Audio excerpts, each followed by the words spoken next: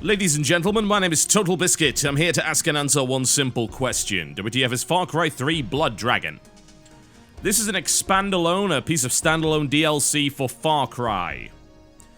This is a very strange piece of standalone DLC for Far Cry. There aren't all that many examples of companies that have gone this crazy. The closest I can think of, that comes off the top of my head at any rate, would of course have to be Rockstar with Red Dead Redemption's Undead Nightmare. Pretty close to what this game is trying to achieve. This game, I think, goes one step beyond that.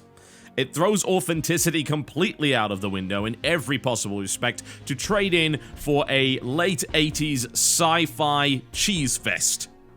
And I say that in the most wonderful term and fashion possible. It boggles them. Look, I'm just going to show you this thing. I'm sorry. It is impossible to explain without showing you how dumb this game is and how wonderful it is as a direct result. But before I do that, we need to do a few ablutions, if you don't mind. We're going to check out the options menus.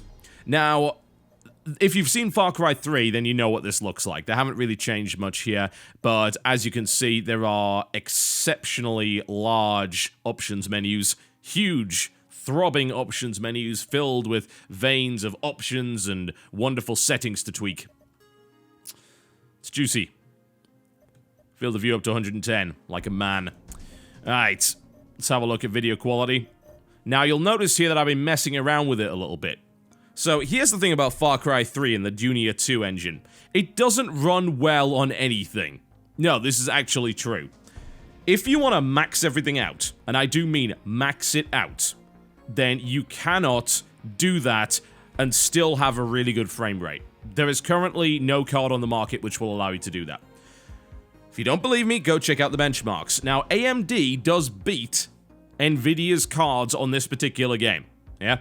They do. They get better performance. They still don't get the kind of performance that I would like to see.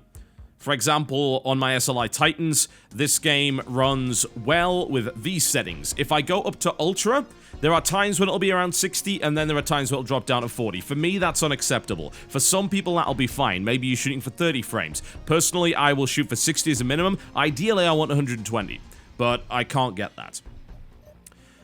This is a problem across Far Cry in general. It is an extremely demanding game. That engine, you could say it's not well optimized, maybe. I don't think the game is as good looking as something like, say, Crysis 3 or The Witcher 2 even. I think it's a good looking game. It's one of the best looking games, but it's not to that level. It's not at the tip top. And yet, the performance is not quite as good. Now, with Blood Dragon, I'm noticing that there is a decrease in performance in Blood Dragon versus Far Cry 3. And that could be a concern to some people. It means you're going to have to knock some levels down. That said, it does open up the possibility that optimizations will happen for the drivers later down the road. Obviously, Blood Dragon, while it is Far Cry 3, they do throw some extra effects in there. They do mess around with things a little bit, so it may be that driver support needs to be improved. But once again, Far Cry 3 seems to run better on AMD cards, and you can check any benchmark on the internet to prove that one. Okay, so now that's out of the way. Pretty much everything that you can imagine, and this is default back to on again. That's rather annoying. Let's turn that off. It's good that you can turn it off, though. Full control customization, layout on foot and in vehicles currently available there. You can use the controller. You can use keyboard and mouse like you should. No, I don't judge you if you use controller. That's fine. That's fine. I was like that once. Long time ago. Reticle, as well as all of this stuff. The things that you would imagine. There's actually a significant amount of customization to the UI that I very much appreciate. This stuff, you don't need to have it on. If you don't want these reminders, you don't want tagging, you don't want this coming up, which tells you every time you earn points, you don't have to have it. Audio, I think the only thing about audio is it's a little bit disappointing. You do need, in my opinion, customizable audio that allows you to change the levels of the music relative to voice acting, sounds, ambience, and so on and so forth. This game doesn't have any of that. You basically pull this slider up and down, which is pathetic. That's something that needs to be improved. Aside from that, basic calibration options there as well. So overall, it is what you would expect from Far Cry 3, as in it is a fully featured options set, just lacking on the audio side of things. Alright, you ready for some Blood Dragon? You ready to see how dumb this thing is? Let's find out how dumb this thing is. So this is about an hour in. Obviously, it's a piece of DLC. It's not a full-length game. So that $15 price tag is relative to the kind of content that you can expect to find here. Okay, so welcome to Blood Dragon. It's red. Very, very red. Now, this game can be played without Far Cry 3. I would like to point that out. That's actually a fairly important point. This is standalone, so you don't have to have Far Cry 3 in order to actually do anything with this. Now, I'm in a liberated garrison, very much like Far Cry 3, except this time around the garrisons, as you can probably tell here, there's some fighting going over there, we'll have to check it out. The garrisons are these sci-fi fortresses, and infiltrating them does require a little bit more than just walking into a camp filled with huts. There are some special tactics involved in it, and I'll try and show you that in this video. Now, vendors have been replaced with these vending machines, which isn't really a replacement at all. They're just more blue and neon than the previous ones, and they allow you to customize your weapons. Now, as far as I know, there are only 5 weapons in this game, which is a significant decrease from Far Cry 3. That's perhaps one of the things which people will be disappointed by. However, there is a lot of customization available. Let me show you exactly what I'm talking about. So if we go to customize, you'll notice there's a lot of stuff you can unlock for each gun, more so than Far Cry 3. In this case, you're looking at things which can get a little bit silly, like laser rounds, for instance. And start reading the descriptions, and you'll rapidly realize what they're trying to accomplish with this game. Laser rounds go science, rocks, and burns in that order. You can unlock that after killing 9 animal types. A lot of these, they're just linked into various different sub-objectives. So if I want to get full auto for this thing, which I actually would love to get, I'm going to get the full auto unlock, and I'm going to equip that. So there we go. Extended mag, even larger mag, a really huge mag. There we go. Now in family fun pack size. Very, very nice indeed. Now, that doesn't seem too crazy, right? Yeah, you're right. So let's have a look at the shotgun instead. You want a quadruple barrel shotgun? You can have it. Quadruple barrel shotgun with a really huge magazine. I could even go double barrel. Mine's just standard, so we need to go up there. Unlocked after collecting 9 television sets. These are collectibles around the world. If you want these unlocks, you need to find the collectibles. As simple as that. Fire rounds. Yeah, if I want to make these things set... I just want to set things on fire. Then I can do that. The sniper rifle here has explosive rounds. Big old box of ammo. Semi-automatic upgrade, aim stabilizer, and so on and so forth. Some of these upgrades are really, really cool. Some of them are kinda dull. Like the sniper rifle, yeah, okay, explosive rounds, that's pretty cool. But what about the rest of it? Nah, you know, it's okay. But not amazing. And the bow, I don't think this actually has any customization at all. Yeah, the bow is just the bow. And that is the 5th weapon. I don't use it, really. I prefer this particular weapon set, so that's pretty cool. And I think... Have I shown you everything? I think I maybe have... Oh, yes, there we go. Max mags there. Another magazine, and this gun is actually a little bit disappointing. This gun is very cool because it is named after the main character from RoboCop. You see that? AJM? Was it Arnold James Murphy? I know it was Murphy one way or the other, but if you actually look at the lore on this particular weapon, which I think we can find in the data archives, then you'll actually see everything about that, which is pretty cool. Is it under research data? Yeah, there we go. The AJM-9. If we select that, it'll tell you. There we go. Named in honor of a fallen DPD cop. Detroit Megaslums, yeah. So it's very much a big RoboCop reference. It actually looks like the RoboCop gun as well. So what you're going to find in this game is that almost everything is a reference to something. Almost everything. And it's just bonkers. I mean, it's just rattling on about honey badgers and nonsense like that. The game is a giant cheese ball. Huge. Gigantic cheese ball. It's nuts. Utterly nuts. There's like a space caribou in this game, which is a fairly rare thing indeed. Alright, cool. So I've unlocked the full auto. You'll even notice stuff like spinning of the magazines. There is a fuck you button. There we go. If I press F, for some reason that actually switches over to the shotgun. I guess that's probably the biggest FU weapon I can find. Big ass sniper rifle right there, and this is my RoboCop pistol. Alright, well, there's some fighting going on over there. First thing you might notice is, my god, do I move fast. Yes, indeed you do. Time to kill them. Nicely done. Yeah, you move quickly. Very, very quickly in this game. And that's actually one of the first things I noticed and was so, so glad about. Is anyone else absolutely sick of games where you move too slowly? Is anyone else sick of games where you run out of breath after 5 seconds? Don't worry! Far Cry 3 Blood Dragon doesn't give a damn about any of those things. It doesn't care. It does not care. You can move at ridiculous speed, you can jump super high. It's crazy. Now, I might need to heal up, so let's do that. Now, the healing animations are back from Far Cry 3, only they are sillier. Much, much sillier. Talking about the idea of fixing your robotic arms and things like that, getting out of blowtorch. There's even one healing animation where you're just doing exercises with your right hand. You get out one of those, I don't even know what they're called, those little kind of squeezy weight things, and you do an exercise, and that's it. And that gives you health back. It's crazy. Alright, each and every one of these silly missions is something that you will need to do in order to unlock the upgrades and get a bunch of money and points. You can... Leveling up happens in this game. You don't get to pick anything. It's very simplified compared to the original Far Cry 3. There is no talent tree. It just levels up in a linear fashion. And it gives you more stuff. Gives you more abilities and things like that. A Mega Force is on a boat. A scientist is on a boat. Now you need to be on a boat. Killing the soldiers and saving the scientist. Everyone is on a boat. So let's go and find the boat, shall we? Grab ourselves a vehicle. Vehicle variety doesn't seem to be massive in this game so far. It's mostly Jeeps from what I can tell, but there may be other vehicles later down the line. We've got a little hula girl on the dash there. Always nice to see. Alright, let's head in this direction. Now you notice the game is very, very red. What they've done is they've reskinned a lot of... Oh, hello. Looks like I'm taking fire from something. Oh, is that a shark? No, you want me to go see the shark, don't you? Yeah. Yeah. Don't worry, my recently acquired psychic abilities only work some of the time. Let's go see the shark! It's a laser shark! Of course it is. Let's punch the shark and stab it over and over and over again. It's a laser shark. Yeah, that's... also, I think it's made of metal, actually. Let's pilfer the laser shark. Seems like a good idea.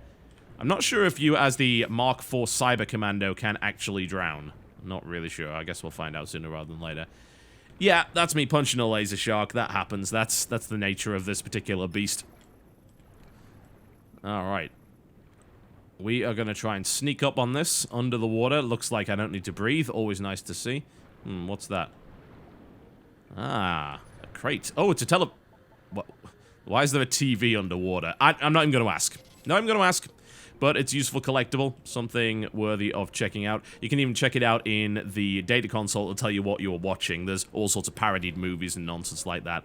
It's pretty cool. Alright, so we are going to attempt to sneak up here. This could be difficult. I can't really turn on my cyber eye underwater either, which is just the binoculars, essentially, only it's built into your head. Let's try and very, very slowly make our way over here. And I don't want the hostage to be executed. That would be bad. So, I can climb over here. Uh-oh, that didn't go well. It's told me to protect the cyber nerd, by the way. Yeah, that sounds about right. It's... Alright, I'm thinking we just start to throw grenades in that general direction. Okay, I think the hostage isn't taking fire anymore, which is always good to see. I, on the other hand, am taking a lot of fire. Let's get myself fixed up. There we go, just remove a bullet. Ah, God, I love those animations. They're absolutely fantastic. Okay, I think we'll get the sniper rifle out again.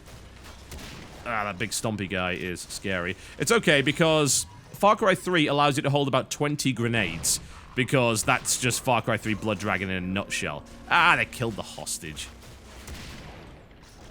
Ah, I'm just gonna get myself killed then, so we can do that again. 20 grenades, and it gives you a plentiful supply of them. The game is ballistic, it is bombastic, it is bonkers. It is all of those B's and then other B's.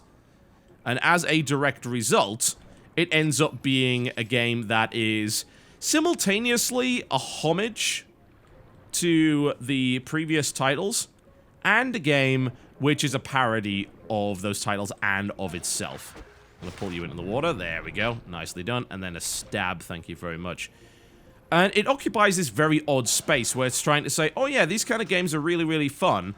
And then also where it's saying, haha, look at how dumb these games are. And that's a weird place to be.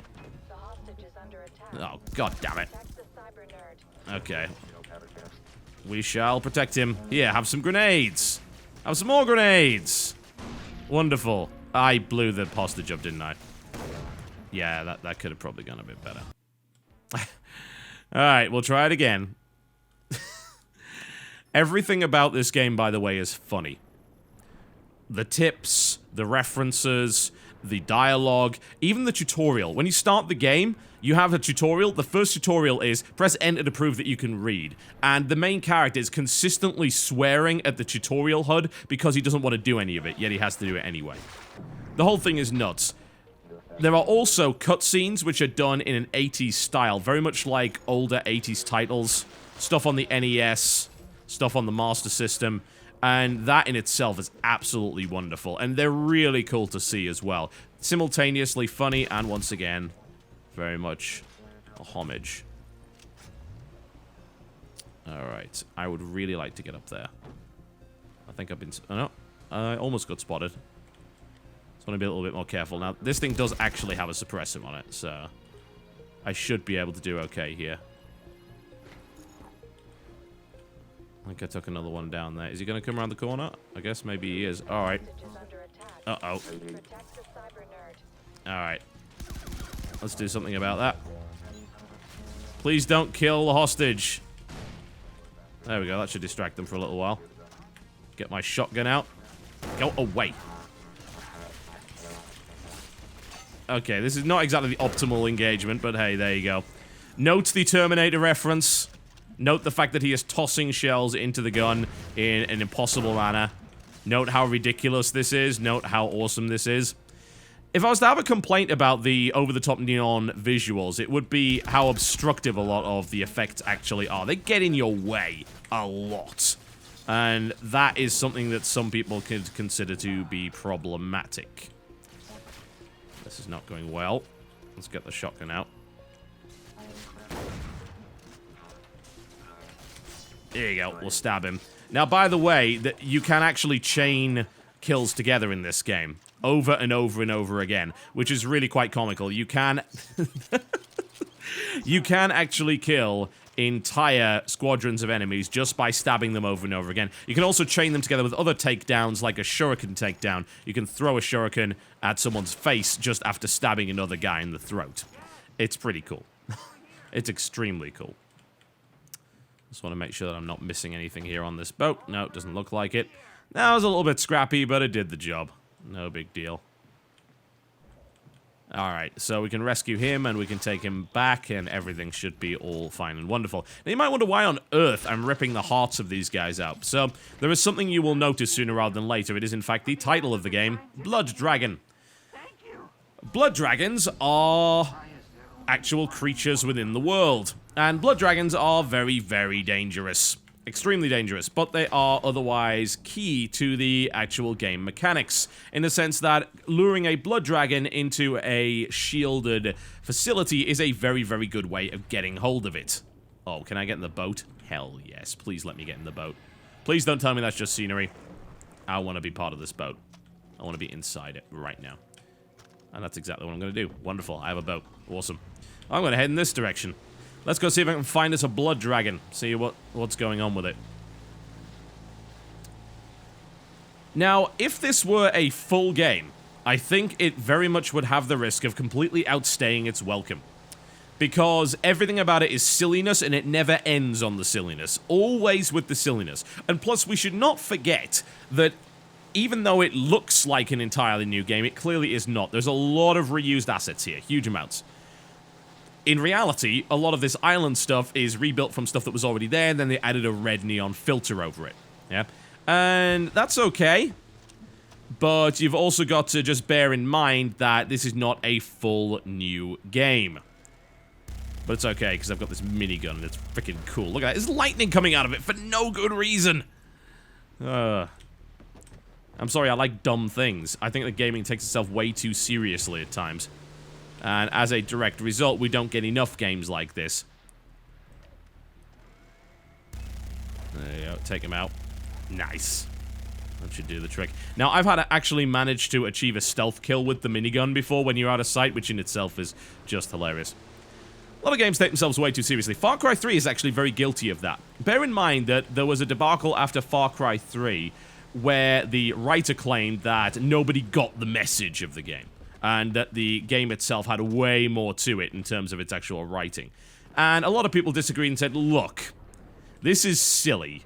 Like, it was a fun experience. It was a really good game, but don't pretend that it's anything more than that. Don't pretend there's some deep message in this game. There isn't. That's what most people actually said. And I don't think they're wrong. I don't. That was a cool secret. I love the fact that the game's got secrets as well. Far Cry 3 had some of that, but this game's got even more.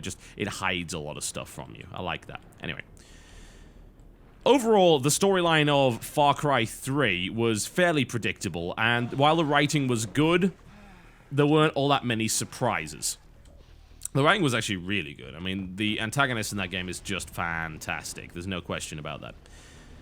But I think this is taking it to a new level. It's taking it up to 11 in a way that is superbly enjoyable for a limited amount of time. As in, you'll probably beat the game in...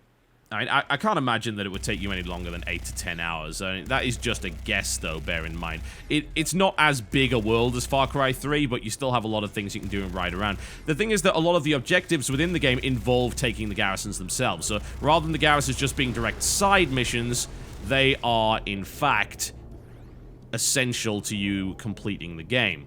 There's an awful lot of that involved in it. So you end up taking a bunch of garrisons, and... God... How many times have I broken that same arm? Plus, that glass wasn't in there last time. Same problem with Far Cry 3, where you had those repeated animations. At least some of them are amusing enough, and the game's silly enough for it to kind of get away with it, but only just. Anyway. The point is that it is a shorter experience. If it was a 20 to 30 hour experience of nonsense, especially since it only has 5 guns and it only has a limited enemy variety. You know, the stuff that I fought right now is there's various kinds of these cyber soldiers, then there's the wildlife, and then there's the blood dragons, and that seems to be about it. In the opening sequence, you get to gun down some helicopters, but that's mostly a turret section, so I don't know whether or not you actually get to fight legit helicopters or whether they just put that in there. In this case, we found a flamethrower enemy. That's something a little bit new. That's not something I've seen before, but at the end of the day, it is very much still a case of, oh hey, it is cyber soldiers with different guns. But as it stands, that's not a criticism you can really level at it because it does not outstay its welcome, at least from what I can tell. This seems like the kind of game that you would have a ton of fun playing, and then you finish it and you say, you know what, that was $15 well spent. And it leads me into a point, and it's something I've been harping on with this idea for ages, and you're probably getting really sick of it. But I'm of the belief that games actually, in certain price points, need to get shorter. I think that we need to get AAA releases that don't cost $60. Like AAA production quality, however, something that doesn't cost $60. And how do you do that, you might ask? That's impossible, right? Game development's so expensive. Well, how you do it is the Red Dead Redemption and Far Cry 3 Blood Dragon method, whereby you make expand-alone content. You build your engine, and you build your big $60 AAA game. Yeah? And that's fine. That's cool. And then hopefully people buy it. And then what you do is you use those assets to build something. To build something completely different. You completely change your game. This should not even be called Far Cry 3. But it is. I mean, it uses the Far Cry 3 engine, it's using Far Cry 3 assets, so... But it's nothing like Far Cry 3, really. It has similar game mechanics, but even then, it changes a lot of ideas around. It builds upon what Far Cry 3 was and turns it into something completely different. I want to see more of that. I would love to see more of that. And I think that that's great, because you can then create this entirely new section of the market that has never really been done before.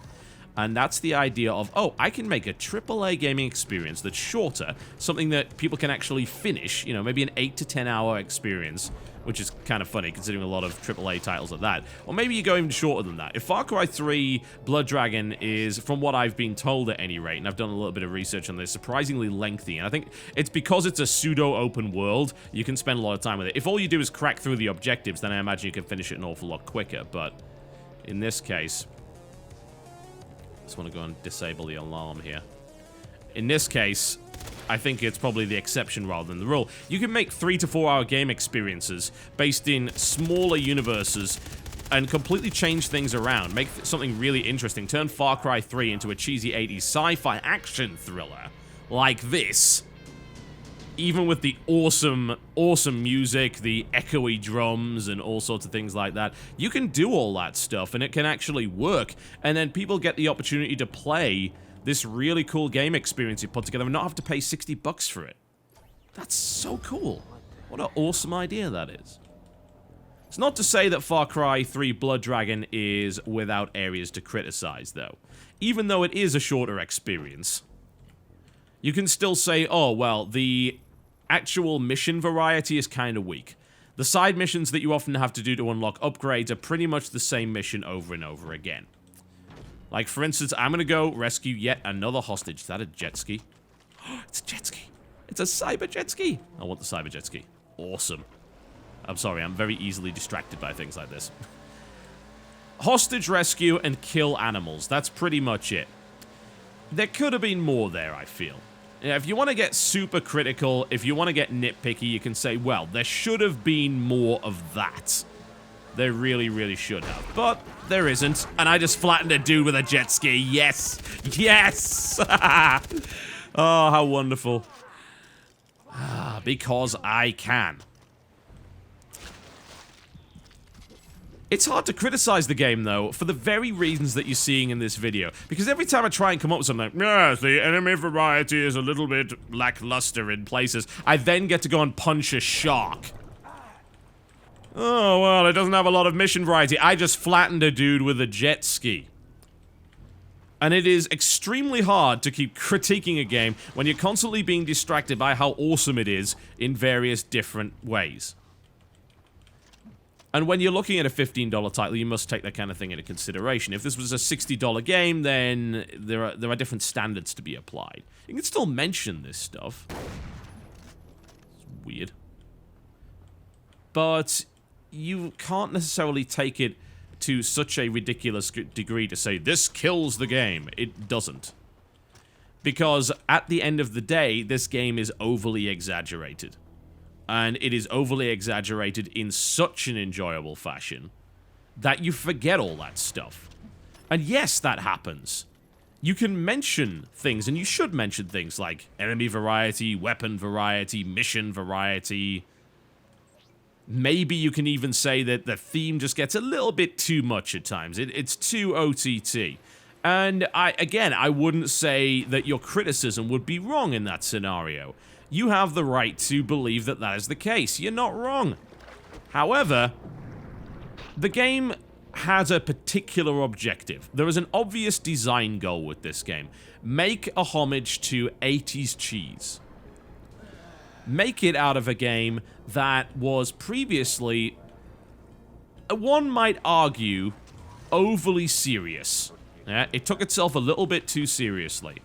Make something really silly.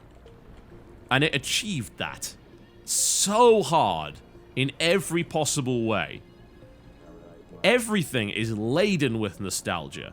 Everything is laden with not only awesome ideas, blasts from the past, but well-implemented awesome ideas. Oh, you want to hide stuff within the world? Tie it to weapon upgrades. So the more of this silly 80s stuff you find, the more silly 80s your guns get. Do those things. And they do that. And they do it really, really well. And that surprises me so much. I mean, there are so many ways you could screw that up, and they didn't. And that makes me so happy. So happy. Yes. Have some more of that. I mean, the very notion that one of your default moves is the ability to throw a shuriken after stabbing another dude. You can do that. Why? Because it's an 80s game. Because what you've got here is an 18-rated, an M-rated version of G.I. Joe. Crossed with Terminator, crossed with RoboCop, crossed with... I don't even know what. It's a beautiful abomination. A neon 80s abomination. A disgusting neon 80s abomination. God, it is violent. God, is it dumb. God, is it misogynist and nonsensical. Would this have worked in any other environment? No. No, it wouldn't. If you brought this kind of game out in the 80s, then it would have, though. And that's the commentary, isn't it? It's like, what would happen if you made an 80s game in the year 2013? The answer is you would get Blood Dragon. You would get a sufficient amount of newer mechanics mixed in with ideas that have a place in history and a place that some of us would actually rather forget because they were pretty bad. Let's be honest. Far Cry 3 Blood Dragon in many cases is so bad it's good, and yet, because it's already based on a game that was solid to begin with, it is in itself solid. You can't ruin it by being able to run at 40, 50 miles an hour. That only improves the game. And this, to me, gives me this idea that there's such a bright future in expandalone titles based on existing AAA IP, based on existing AAA assets. Would you have... would you, say, take a sci-fi version of Dishonored, for instance? Or would you go even further back in time with it? What would you do? Would you do a prehistoric version of Dishonored? You've already got the assets. Can you turn that into anything?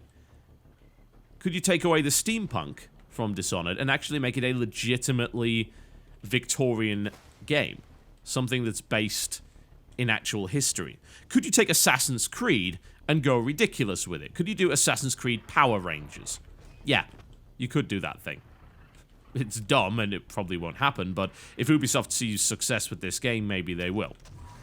Excuse me for a second, I'm gonna snipe some space piggies. Because I can. Yeah. This game is full of distractions. Enjoyable. Silly distractions. There's the space piggy.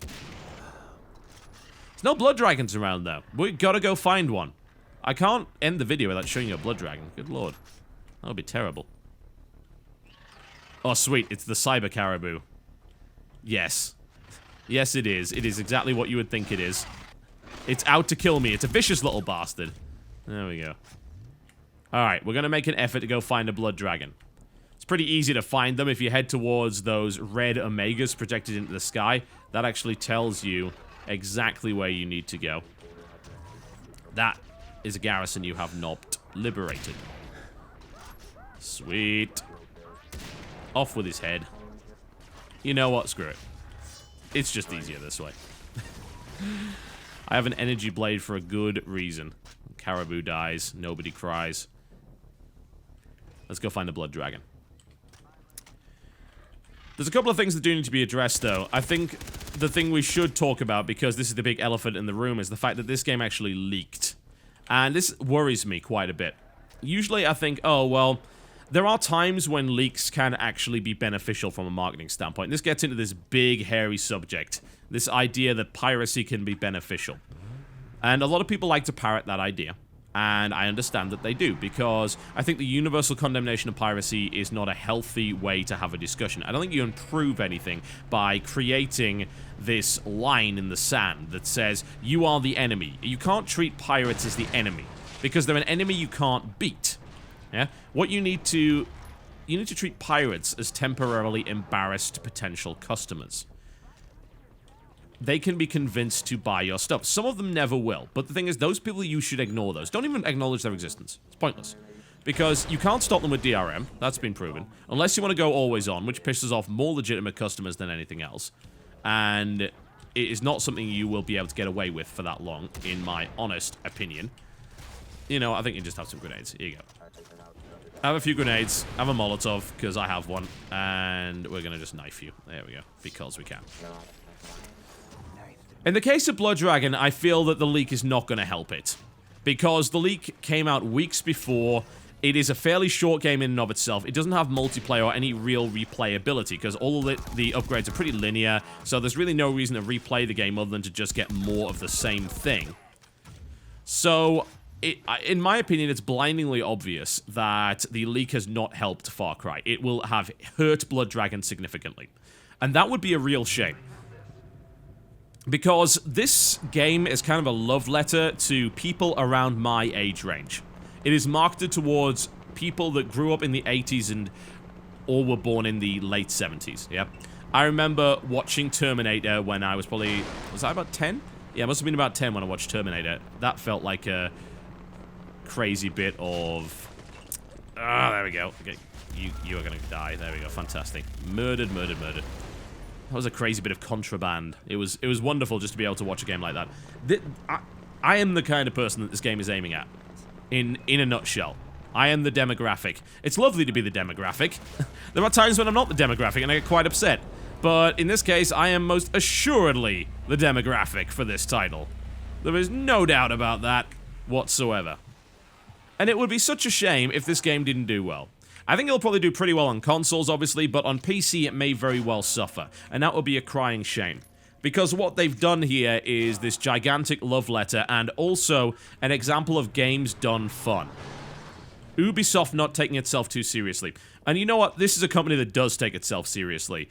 Assassin's Creed for them is, of course, an award-winning and multi-million selling franchise. It is a game that takes itself very seriously, even though it is a very silly game in a wide variety of different respects. Far Cry 3 took itself very seriously. Watch Dogs is taking itself seriously. They have a reputation as a serious AAA developer. So, as far as I'm concerned, seeing them do something like this is actually very much a humble thing. You can call it pandering if you like. Fine. Call it pandering. Whatever. You're right, there is some pandering going on here. They're pandering towards people like me. They're pandering towards 80s kids. Or 80s teenagers. But what you've got to understand is that I think it takes a great deal of self-awareness to look at a game like Far Cry 3 and say, yeah, that's pretty silly. Let's make it sillier. That takes balls. And they have that in abundance. It also takes balls to then release it for $15 as a standalone. That in itself is so bizarre. If I recall correctly, even... Please correct me if I'm wrong here.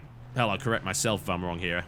Because I can't go and research it right now. I'm doing this live commentary. If I recall correctly, not Far Cry 3, sorry. What the hell is it called? Red Dead Undead Nightmare was not a standalone expansion. You needed the original game for that. So it is highly unusual to see an expand-alone marketed in this way. There are some examples of that happening. Festival of Blood for Infamous 2 is probably one of the only obvious examples of it. And Festival of Blood was a great idea, because it was a condensed experience. It meant that the 8 hours that you played a Festival of Blood was actually all really enjoyable. Blood Dragon is very similar in that respect. There's very little downtime in Blood Dragon. You're always doing things. Unless, of course, you want to go explore the world, which you can do, but I think if you keep doing that, you run into situations where you find things that are a little bit samey, a little bit repetitive. Aha, there's a blood dragon around here somewhere. Let's go and attract it in the direction of an interesting fight. Because we can. So I've been waiting for a chance to show you a blood dragon. That is, of course, what the actual game is named after. We're going to try and find one. There's one in the area. I think it's... There he is. So, blood dragons are these huge creatures that fire laser beams from their mouths and eyes. They are very tough to take down, but you can attract them by using cyber hearts. Throwing cyber hearts around will mean that you can actually have the creature attack a specific position, which is cool. This blood dragon is going to go murder this cyber trooper there. There we go. He's pretty angry. That whole laser blast thing, this super fusion blast as they call it, is crazy. It's nuts, and it does a huge amount of damage, and it's fantastic. So they named the entire game after these bastards, and they developed the mechanics specifically around their existence. It's like there's going to be a fight over here, for instance. Let's attract him, and let's throw a cyber heart in their general direction. And then we'll give them a little bit of blood dragon. I'm sure they'll love that. I'm going to get an vantage point so I can watch the carnage. Yeah, you can go down. That Jeep is about to have a very bad time. Ah, yes. Absolutely. So, conclusions. To me, from what I've played so far, of course, bearing in mind, as always, all of my WTF Is videos are first impressions, I see no reason not to buy this. The game is just phenomenally fun. I think the only person that wouldn't enjoy it, aside from people that hate FPS, obviously, is the sort of person that doesn't deal well with the cheese, that either doesn't get the jokes or doesn't want to get the jokes. If you're looking for a serious game, then avoid Blood Dragon at every possible opportunity. Seriously, like, hire bodyguards for yourself to make sure the Blood Dragon stays away from you, because otherwise you're going to be having problems. If you are any other person, you should be thinking about Blood Dragon. If you have not played Far Cry 3, you should be thinking about Blood Dragon, because it's an option for you to experience Far Cry 3 style of gunplay and some of the open world nature of Far Cry 3 without dropping $60 on it. And that's pretty good. That's a pretty good deal. Even if you're not into Far Cry 3, Blood Dragon's worth looking at, because it uses Far Cry 3 assets, but that, as far as I'm concerned, does not make it the same game as Far Cry 3. It really, really doesn't. It's different in many, many ways. It reminds me more of a classic FPS than anything else. The speed of movement on sprinting, for instance. The way that chain takedowns work. The cheesy nature of the weapons. The limited weapon selection. The way that attachments are just silly. Quad-barreled shotguns, a nice little nod to Painkiller. That's the kind of thing that you can expect from Far Cry 3 Blood Dragon. Do you hate that idea? I don't hate that idea. I love the idea. I love the fact that this game even exists. This game, by all rights, shouldn't exist. You understand that? Like, in the current games market, why the hell does this game exist? I don't know, but I am so glad that it does. I am incredibly happy that this game exists. I think it proves so many things. And this is why I ideally hope it sells well. Because if it doesn't, then, unfortunately, it seems like, one, people hate fun, and, unfortunately, leaks do seriously harm innovation. Because even though this game is a mishmash of 80s ideas, the mishmash in and of itself is innovative. The business model is innovative. It hasn't been done that much before. The ideas behind this game come together in a unique way. The game is most assuredly more than the sum of its parts. And I think it deserves our support. I really do. This game is phenomenal fun. It is incredibly funny. It is cheesy gaming joy in a nutshell. Blood Dragon, ladies and gentlemen. Going to be available on May the 1st. 360, PlayStation 3, and PC for $15 or your regional equivalent. My name has been TotalBiscuit. Thank you very much for watching, and I will see you next time.